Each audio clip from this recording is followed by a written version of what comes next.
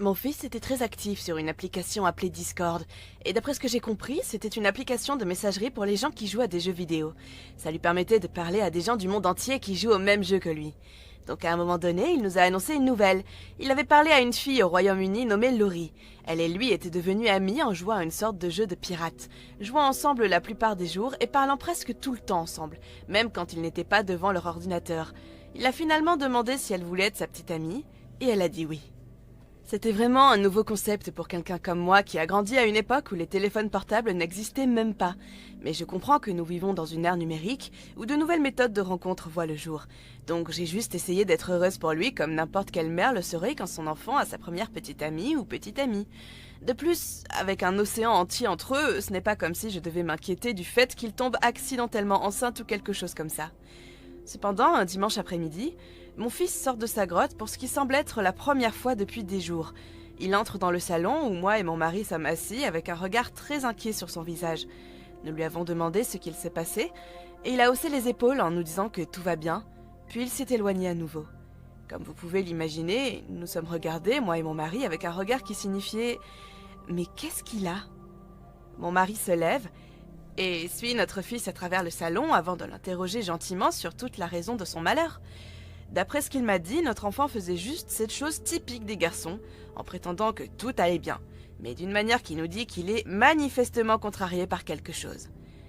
Mon mari m'a alors dit qu'il avait demandé des nouvelles de Laurie, et notre fils a répondu d'une manière presque viscérale, en disant « Pourquoi est-ce que vous êtes toujours dans mes affaires ?» Bla bla bla. Il avait manifestement abordé un sujet sensible, donc notre conclusion générale était que lui et Laurie devaient avoir rompu et qu'il ne voulait tout simplement pas en parler. Nous ne voulions pas lui mettre la pression, et nous l'avons en quelque sorte laissé faire pour qu'il passe à autre chose. Mais au cours du mois suivant, notre fils semblait de plus en plus déprimé. Il passait de plus en plus de temps dans sa chambre. Il n'en sortait que pour aller à l'école ou manger, pour ensuite se retirer dans sa petite caverne de garçon. Comme je l'ai dit, nous avons pensé que c'était parce qu'il avait rompu avec sa petite amie sur Internet. Mais une fois, mon mari passait devant sa chambre et il l'a entendu de manière flagrante parler à quelqu'un via son petit chat vocal sur Discord. Il s'adressait à elle en l'appelant bébé. Et à un moment donné, il a même entendu Laurie. Donc apparemment, ils étaient toujours en contact à ce moment-là, mais nous supposions toujours qu'ils avaient eu des problèmes relationnels, en ajoutant le fait qu'ils étaient à des milliers de kilomètres l'un de l'autre, bien sûr. Je sais que les relations à longue distance ne fonctionnent presque jamais, même quand les gens n'étaient qu'à quelques états l'un de l'autre. Mais ces enfants avaient un océan entier qui les séparait. Seul Dieu sait combien cela a dû être dur pour eux. Malgré ça, nous avons appris que ce n'était pas exactement le problème, mais que c'était plutôt quelque chose de beaucoup plus sombre. Comme je l'ai dit, notre fils semblait devenir de plus en plus dépressif au cours du mois. Et c'était si grave qu'à un moment donné, mon mari et moi avons envisagé de lui faire voir un thérapeute ou autre pour étouffer le problème dans l'œuf, avant qu'il ne se transforme en quelque chose de moins facile à gérer. Mais tout d'un coup, de nulle part, il commence à s'améliorer psychologiquement. Il a meilleure mine, il se sent tout à coup plus guilleret et devient considérablement plus sociable. Il semblait encore très vif à l'idée de passer plus de temps avec nous, ce qui pour un garçon de 16 ans demeure assez étrange. Ce n'est pas comme si cela nous dérangeait, ça nous fait beaucoup de bien de le voir se sentir mieux. Et nous nous sommes dit qu'il a sûrement trouvé une autre fille, ou qu'il a enfin rayé Laurie de sa vie pour passer à autre chose. Ce genre de comportement ensoleillé se poursuit pendant une semaine environ, jusqu'à ce que, un samedi après avoir pris son déjeuner, nous ne l'avons plus revu de toute la journée. En fin d'après-midi, mon mari et moi, on monte dans sa chambre, on frappe à sa porte, et nous demandons à notre fils s'il va bien. Mon mari redescend dans le salon, et me dit qu'il n'a pas de réponse même après avoir frappé à la porte. Puis il m'a demandé si je l'avais vu sortir de la maison pendant la journée, et je lui ai répondu que non, et que s'il était allé chez un ami ou autre, il ne me l'aurait certainement pas fait savoir. Mon mari a haussé les épaules, il m'a dit qu'il avait un mal de tête, alors il est allé dans la salle de bain du sous-sol pour prendre une aspirine dans l'armoire à pharmacie. Mais soudain, je l'entends bondir dans le couloir et remonter les escaliers. Ses pieds faisaient boum, boum, boum, pendant qu'il se précipitait vers la chambre de mon fils. Je suis à ce moment-là très confuse et je me dis « Mais qu'est-ce qui se passe ?» D'où je me tiens, je peux en fait voir la salle de bain du rez-de-chaussée, et ce que je vois me glace le sang. Nous gardions habituellement tous nos analgésiques et autres médicaments dans un petit kit de premier secours en plastique. Nous gardions cette chose remplie à ras-bord, mais il était là sur le sol de la salle de bain presque complètement vide. Et comme mon mari avant moi, j'ai compris ce qu'il s'était passé. Alors j'ai couru jusqu'à la chambre de mon fils, où j'ai trouvé mon mari penché sur son lit, le secouant comme s'il voulait le réveiller. « Tu m'entends? Réveille-toi! Réveille-toi !» Il y avait une flaque de vomi sur le lit à côté de sa tête, et il était complètement inconscient. Il y avait même des boîtes de pilules vides sur le sol à côté. Dès que je suis entrée, mon mari a couru en bas pour appeler le 911, et j'ai pris le relais en le secouant et en le suppliant d'ouvrir les yeux. La seule lumière dans la pièce provenait de ses écrans d'ordinateur, donc à un moment donné, j'ai jeté un coup d'œil, et j'ai vu l'une des choses les plus effrayantes que j'ai pu voir de ma vie. Sur l'écran, il y avait une fenêtre de webcam provenant du Discord dont j'ai déjà parlé, et elle montrait le corps d'une jeune fille qui était en train de se balancer dans l'air. Cela m'a pris une seconde à réaliser ce que je regardais, et quand j'ai enfin compris, j'ai failli effondrer la maison avec mes cris. Elle était suspendue à quelque chose. J'ai essayé bien sûr de ne pas regarder. J'ai vraiment essayé de ne me concentrer que sur mon fils, pendant que mon mari courait vers la chambre avec les services d'urgence de l'autre côté de la ligne. J'aurais dû lui dire de ne pas regarder, mais j'étais bien trop désemparée. Je pouvais à peine parler quand il est revenu dans la pièce, et commençait à décrire l'état de notre fils à l'autre personne au bout du fil. Il parlait, quand soudain il fit la même chose que moi, et se retourna vers l'écran de l'ordinateur, où le corps de la jeune fille restait accroché dans les airs.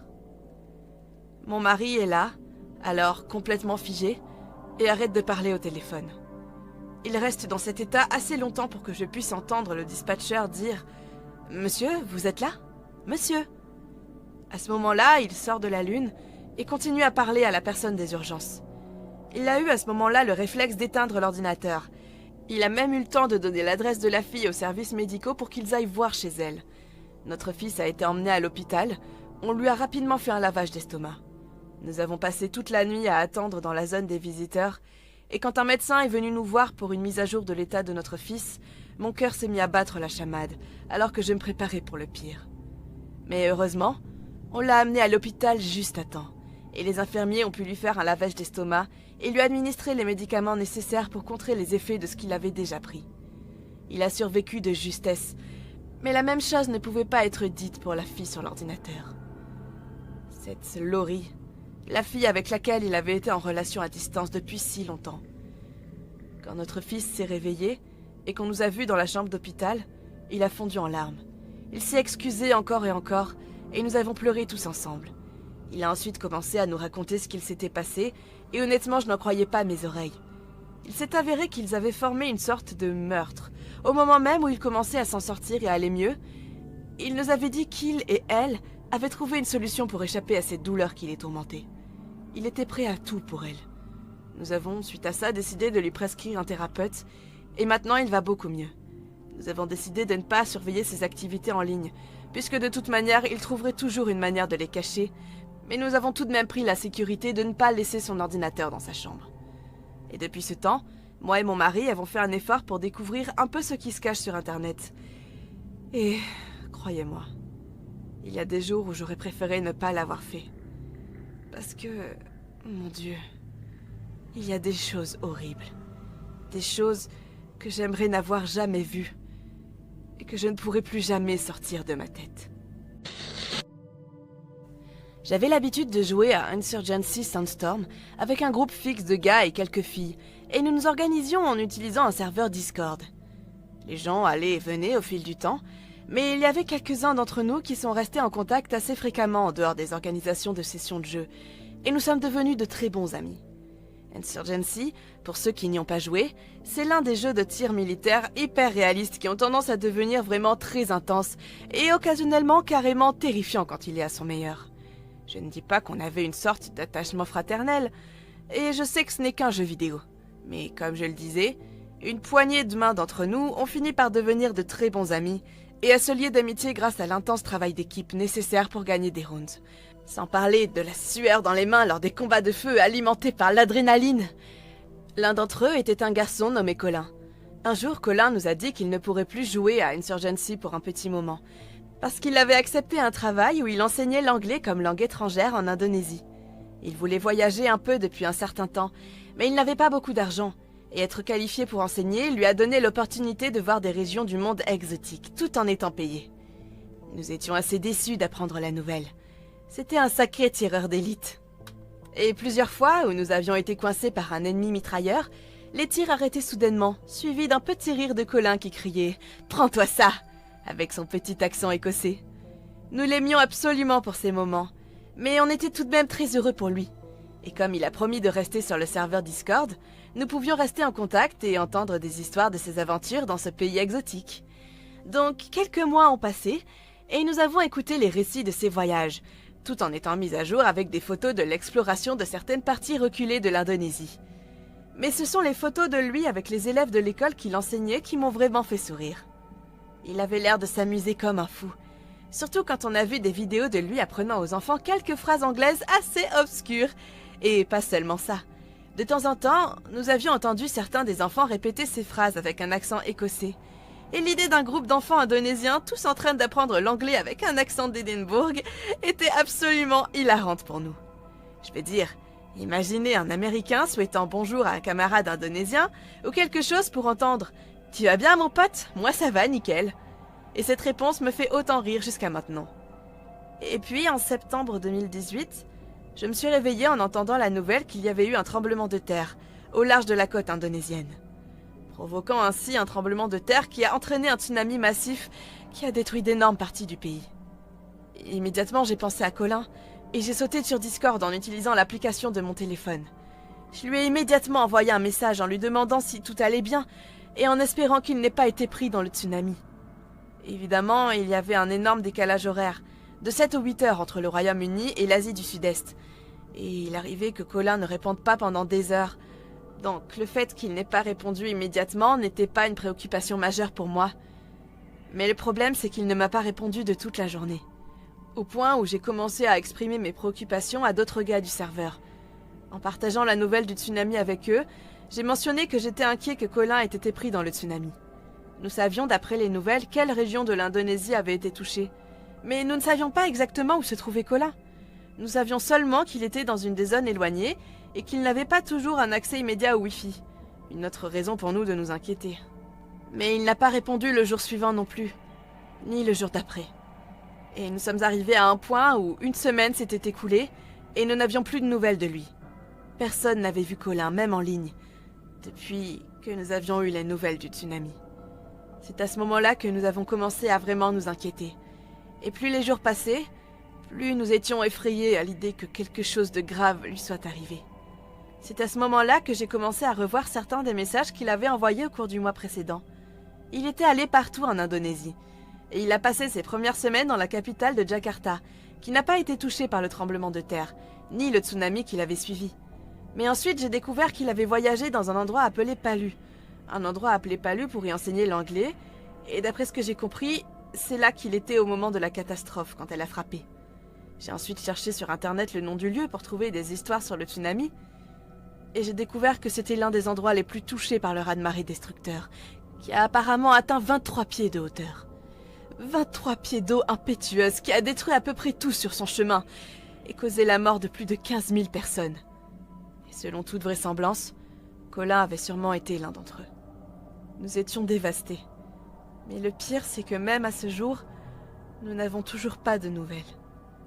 On connaissait très bien Colin, mais il gardait sa vie personnelle et en ligne assez séparée, donc nous n'avons jamais su son nom de famille, ou les noms des membres de sa famille. Donc ce n'est pas comme si nous pouvions entrer en contact avec eux pour savoir s'il était vraiment mort ou pas, ou pour voir s'il y avait des arrangements funéraires, s'il avait effectivement péri pendant le tsunami. Mais je pense que le fait que même maintenant son compte Discord soit inactif est une preuve qu'il a effectivement perdu la vie là-bas. Peut-être qu'il va bien et qu'il n'a juste jamais pris la peine de revenir sur Discord. Peut-être que sa rencontre avec la mort lui a fait réaliser que les jeux vidéo étaient juste une perte de temps, ou quelque chose comme ça. Mais je pense que c'est juste un rêve que je me fais. Au fond de moi, je sais qu'il est probablement déjà mort. J'espère juste qu'il est en paix maintenant, et que toute sa famille va bien. Repose en paix, Colin. Tu nous manques toujours. Il y a quelques années, j'ai rencontré une fille sur Tinder avec qui j'ai fini par avoir une sérieuse affinité. On est allé prendre un café, le café a fini par devenir des boissons, et les boissons ont fini par faire des étincelles, et puis boum, on s'est retrouvés au milieu d'un tourbillon de romance. On s'envoyait des textos tout le temps lorsqu'on n'était pas ensemble, en rêvant de prendre des vacances en couple. Bref, tous les trucs que les jeunes gens font quand ils ont une nouvelle relation pleine d'énergie. Mais un jour, alors que je pensais que les choses ne pouvaient pas être plus parfaites, elle me fait m'asseoir avec l'intention évidente d'avoir une sérieuse conversation. Je me suis dit que c'était une sorte de rupture, alors je me suis préparée au pire. Mais heureusement, ce n'était pas aussi grave que je le craignais. C'était juste un peu bizarre pour moi. Ça sortait de l'ordinaire. Elle m'a dit qu'elle était polyamoureuse.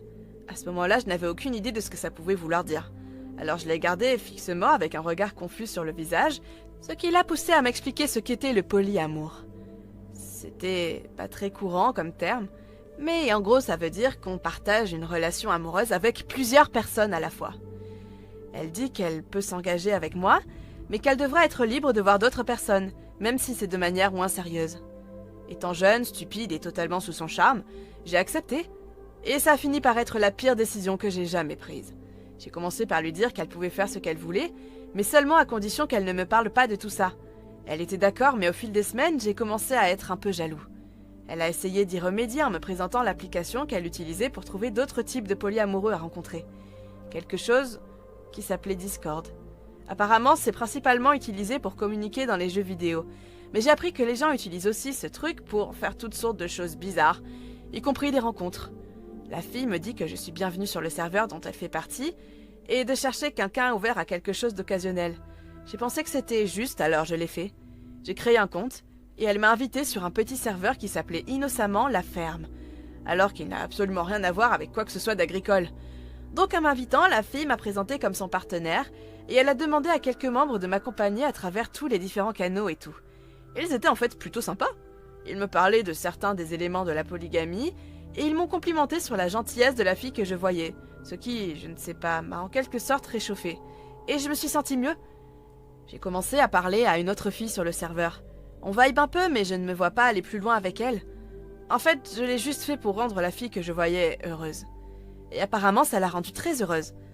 Et j'ai gagné beaucoup de points de fidélité, donc tout est bien qui finit bien, n'est-ce pas? Non, environ une semaine après avoir été sur Discord, j'ai reçu un message de quelqu'un, que j'ai d'abord pris pour une fille d'ailleurs. On a échangé des salutations et on a engagé une petite conversation, puis j'ai reçu un message avec une photo. Il s'avère que ce n'était pas une fille du tout, c'était un mec. Et la photo, c'est le seul type de photo que je ne voulais absolument pas voir. Je laisse le contenu de l'image à votre imagination. Juste imaginez à la pire chose possible qu'un mec pervers pourrait vous envoyer sur internet, et vous l'avez dans le mille. Il a suivi la photo en disant qu'il voulait coucher avec moi et ma copine en même temps. J'ai juste ignoré les messages en supposant que le mec allait se faire virer du serveur pour violation des règles, ou autre chose. Et finalement, j'en ai parlé à ma copine. Mais elle, d'un autre côté, ne semblait pas du tout avoir la même réaction que moi. En fait, elle disait qu'elle lui parlait depuis un moment et qu'il était habituellement parfaitement gentil et poli. Et que j'étais en train de faire une histoire à partir de rien, en prétendant que j'étais simplement jaloux, etc.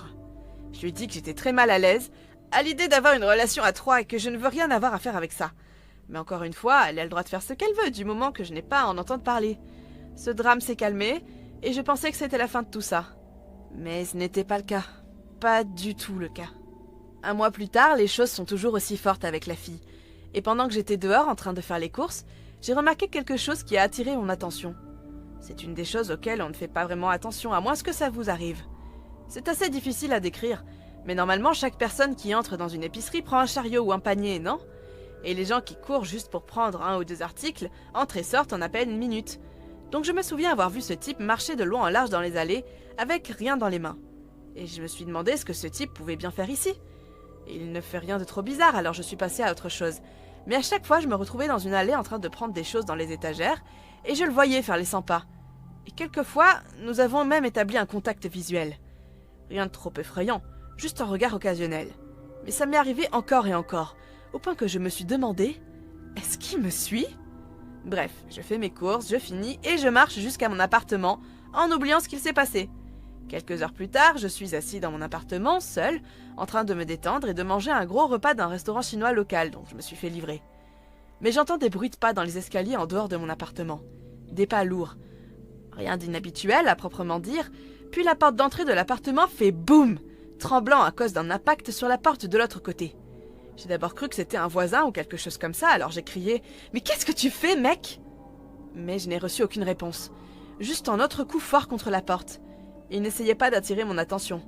Il essayait d'entrer par effraction.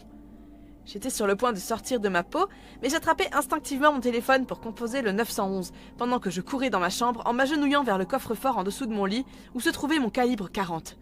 J'ai dit au dispatcher ce qui se passait, et elle m'a répondu que les flics étaient en route. Cependant, je n'avais aucune idée du temps qu'il me restait avant qu'ils réussissent à entrer. Je suis allée retourner dans le couloir avec mon pistolet verrouillé et chargé. En visant la porte, j'ai crié « Les flics sont en route !» Mais cela n'a rien fait pour dissuader celui qui était de l'autre côté. Il continuait juste de frapper contre la porte d'entrée. Et à chaque coup, j'avais l'impression que ma porte était de plus en plus sur le point de céder. C'est seulement lorsque j'ai dit « J'ai un 40 ici, mon pote, ne m'oblige pas à le faire !» que les coups se sont arrêtés. Et c'est au même moment qu'on entend aussi l'approche des sirènes. J'entends alors d'autres bruits de pas lourds provenant de l'escalier extérieur, et puis tout redevient silencieux. Un peu plus tard, j'ai fait ma déclaration aux flics qui sont arrivés, et mon téléphone dans la main, je reçois une notification de ma copine qui me dit « Je suis désolée ». J'ai attendu que les flics partent pour l'appeler et lui demander « Pourquoi t'es désolée? Est-ce que c'est fini entre nous ?» Et alors qu'elle me répondait, elle était en train de sangloter, et j'ai compris entre ses sanglots quelque chose qui m'a serré la mâchoire. Voilà un résumé de ce qu'elle m'a dit. Elle a dit qu'elle sortait avec le gars qui m'avait envoyé la photo indésirable, qui était apparemment devenu super bizarre, en lui disant qu'elle devait rompre avec moi parce qu'il la voulait comme sa principale partenaire. Il s'est mis à dire qu'il n'était pas d'accord avec la polygamie, que je n'étais pas bon pour elle, et blablabla. Et puis il est devenu agressif en parlant de ce sujet. Elle l'a mis à la porte et lui a dit de ne plus jamais la recontacter. Ce type venait d'une ville de l'autre côté, et ma copine se disait qu'il allait simplement rentrer en voiture, mais il ne l'a pas fait. Et apparemment, il avait récolté assez d'informations sur moi de sa part. Peut-être même qu'il a fouillé dans son téléphone pour obtenir des photos de moi pour être en mesure de me retrouver. Et c'est là que j'ai finalement compris. C'était lui dans l'épicerie. Et c'était lui qui m'avait suivi jusqu'à mon appartement. Il a ensuite attendu qu'il fasse nuit pour essayer d'entrer par effraction pour faire Dieu sait quoi. Se confronter à moi, me battre, me tuer. Seul Dieu sait ce qu'il avait l'intention de faire. Ce truc de polygamie ne me rendait pas juste jaloux. Ça me mettait en danger. Si ce type avait été un peu plus patient, s'il avait attendu que je sorte la poubelle ou un truc comme ça, je ne serais probablement plus là à écrire mon expérience. Et ça m'a effrayée au plus haut point. J'imagine que vous auriez réagi de la même façon. Moi et la fille avons rompu peu de temps après. J'étais triste, bien sûr, mais cette expérience a été totalement fatale à notre relation. Nous ne pouvions plus revenir en arrière. Nous n'avons plus jamais parlé après ça. Mais je lui ai dit de dire à ce sale type que nous avions rompu et que je ne veux plus rien avoir à faire dans cette histoire. Qu'il me laisse tranquille s'il ne voulait pas retourner à sa ville dans un cercueil. Maintenant, juste entendre parler de Discord ou simplement entendre son nom me laisse un mauvais goût. Et je sais qu'il y a des gens qui utilisent Internet pour des trucs pires que ce que j'ai expérimenté. Il y a quelques années, je faisais partie d'un serveur d'histoires d'horreur sur Discord. C'était un endroit où les gens pouvaient partager des histoires personnelles effrayantes qui leur sont arrivées. Et pendant un moment, c'était honnêtement très amusant. Bien sûr, beaucoup d'histoires semblaient inventées, et impliquaient généralement des choses comme « J'ai vu une ombre au bout de mon lit !» et d'autres choses qui étaient sorties tout droit d'un mauvais film d'horreur. Mais de temps en temps, quelqu'un partageait une histoire qui n'avait pas de côté surnaturel, qui était assez naturelle pour qu'on y croie, et ces histoires étaient véritablement terrifiantes. J'ai lu beaucoup d'histoires sérieusement effrayantes, et des trucs qui font froid dans le dos sur ce serveur. Mais j'en ai oublié beaucoup au fil du temps, probablement parce que, bien qu'elles étaient effrayantes, elles n'étaient pas assez dérangeantes pour que ça laisse des séquelles. Mais il y avait une histoire en particulier que je n'ai pas oubliée, parce qu'elle m'a véritablement fait frissonner à lire. J'espère que cet utilisateur me laissera partager son histoire. Et si vous entendez cette histoire, j'aimerais qu'il puisse me faire savoir dans les commentaires si j'ai fait une erreur, car je vous préviens déjà. Je vous raconte ça au bout de ma tête. Bref, voici l'histoire. L'utilisateur a commencé son histoire en nous assurant que leur histoire n'était pas juste une invention, et que même s'ils étaient assez jeunes, quand c'est arrivé, juste penser à écrire sur le sujet en tant qu'adulte était une expérience assez stressante pour eux. Ils ont poursuivi en expliquant que leurs premières années étaient marquées par la tragédie de la mort de leur père, qui était mort lorsqu'ils étaient très jeunes à cause d'une surdose. Alors ils ont été élevés par une mère célibataire qui vivait dans un petit appartement, juste en bas de la rue à côté de la maison de leur grand-mère. Leur mère a évidemment essayé de faire des rencontres, afin d'essayer de faire ce qu'il fallait, et de leur trouver un beau-père pour leur donner une sorte de figure paternelle dans leur vie. L'incident en question s'est produit lorsqu'elle était dans un rendez-vous. Naturellement parlant, c'était leur grand-mère qui venait s'occuper d'eux, à n'importe quel moment où leur mère avait besoin de sortir à un endroit où elle ne pouvait pas les emmener avec elle. Le soir de son rendez-vous, la grand-mère travaillait, donc bien que ce n'était pas idéal, L'utilisateur était laissé tout seul, sans supervision, alors qu'il devait avoir 10 ou 9 ans. Mais le narrateur a vite fait de rassurer les membres du serveur en leur disant que c'était l'époque où Yu-Gi-Oh était populaire. Tant qu'ils avaient leurs cartes dans une boîte avec un ensemble de dessins animés pour les occuper, être laissés seuls pendant 1 heure ou 2 n'était certainement pas un problème pour eux. Ce n'est pas comme s'ils allaient errer dans l'appartement ou faire quoi que ce soit de mal pendant que leur précieux Yu-Gi-Oh les occupait. Mais à un moment de la soirée, ils étaient assis à jouer avec leurs cartes et à regarder la télé, quand ils ont entendu frapper à la fenêtre. Rappelez-vous qu'ils vivaient au rez-de-chaussée de l'appartement, donc n'importe qui aurait pu juste s'approcher et commencer à taper sur la fenêtre en verre. Aucun saut ou escalade n'était nécessaire, donc il n'y avait rien de particulièrement inquiétant ou effrayant dans le fait que quelqu'un frappe à la fenêtre en verre. Le compteur se lève alors en marchant vers la fenêtre, avant de retirer les rideaux pour révéler le visage d'un homme complètement étranger. Pas leur grand-père, ni leur oncle, mais vraiment un parfait étranger. Surpris et confus, ils se sont éloignés de la fenêtre, laissant les rideaux se glisser vers l'intérieur, mais cela avant de laisser place à un horrible bruit de verre brisé. Les éclats sont tombés sur le tapis au pied des rideaux, avant qu'un autre coup n'envoie d'autres éclats scintillants sur le sol devant eux. À ce moment, ils ont juste jeté leurs cartes Yu-Gi-Oh sur le sol et se sont enfuis en se précipitant vers la porte arrière de l'appartement, vers la demeure de leurs voisins. Ils ont frappé à la porte dans un état de terreur abjecte alors qu'ils regardaient par-dessus leurs épaules de temps en temps pour s'assurer que le mystérieux prédateur n'était pas à leur poursuite. Heureusement, les voisins ont ouvert la porte et ont pris le temps de rassurer et de calmer le compteur pour qu'il leur raconte l'histoire complète. Naturellement, ils ont appelé la police, qui se sont empressés de venir puisqu'ils ont obtenu la description de la maison et de l'invasion en cours. Le voisin décide ensuite d'appeler la mère du compteur pour lui annoncer la mauvaise nouvelle. Elle s'est immédiatement précipitée à la maison pour réconforter ses fils terrifiés. Puis après ça, le voisin et la mère du narrateur les ont raccompagnés jusqu'à l'appartement, pendant que les flics étaient toujours là en train de fouiller la propriété et les environs pour tout signe d'une tentative d'intrusion. Suite à ça, un des policiers s'approche de la mère et lui montre quelque chose dans une pochette plastique transparente. La mère regarde le sac fixement, devient pâle, puis s'agenouille et serre fort notre compteur dans ses bras, en essayant de retenir ses larmes, alors que les voisins ont crié « Oh mon Dieu !» La famille a fini par rester 1 semaine dans la demeure de la grand-mère en attendant la réparation de la fenêtre, ce qui était très long pour une réparation de fenêtre. Et si vous croyez qu'ils voulaient sûrement rester loin de la maison le plus longtemps possible, vous avez sûrement raison. Notre narrateur avait des soupçons depuis un petit moment, mais ils étaient trop jeunes pour comprendre les implications de ce qu'il s'était passé. Ils n'ont pas compris l'ampleur du danger qu'ils avaient expérimenté ce soir-là.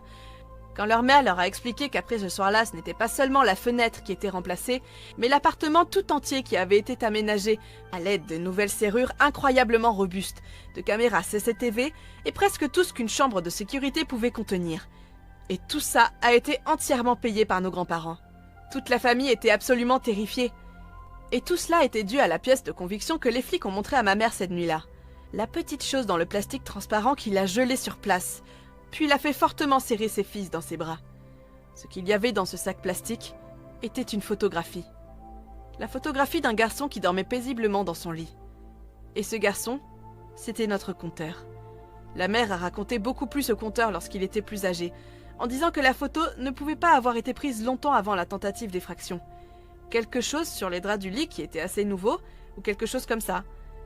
Ou bien une nouvelle coupe que le garçon venait juste d'avoir. J'ai oublié ce détail. Mais bref, c'était un détail comme ça qui avait fait en sorte que c'était clair que l'intrus s'était introduit dans l'appartement d'une manière ou d'une autre. Peut-être seulement 1 semaine auparavant, prenant ainsi une photo du jeune narrateur pendant qu'il dormait. Je ne peux qu'imaginer ce qu'il devait avoir fait pour plusieurs autres enfants aussi. Se faisant son petit catalogue de victimes potentielles, les consultant pendant des heures avant de se décider sur celui qu'il aimerait le plus. Je pense que c'est ce qui m'a fait le plus terrifier lorsque j'ai lu son histoire. L'idée que l'intrus avait pris ce goût pervers pour eux et qui devenait tellement fort qu'il était incapable de résister à leurs pulsions ou à n'importe quel type de désir tordu ou malade qui les ait poussés à briser cette fenêtre dans cette soirée-là. La famille ne s'est sentie en sécurité que lorsqu'ils ont entendu la nouvelle, que la personne dont le profil ressemblait étrangement à celui de la victime avait été attrapée par la police et emprisonnée après avoir été extradée dans un autre état. Mais ils ont gardé tout cela discret à notre narrateur, jusqu'à ce qu'il soit dans ses dernières années d'adolescence. Il n'y a plus de détails après ça. Il n'y a pas eu de grandes conclusions, juste que c'était quelque chose qui l'avait hanté pendant des années. Je n'ai jamais lu quelque chose d'aussi horrible que ça dans un serveur Discord, et tout le reste me paraissait inoffensif en comparaison. J'ai arrêté de lire peu de temps après. C'est bizarre quand on cherche des choses effrayantes, parfois juste pour nous donner un petit frisson, mais qu'on finit par être véritablement traumatisé. Pas par les petites histoires de squelettes, non, mais par des choses qui auraient pu facilement se produire pour n'importe lequel d'entre nous.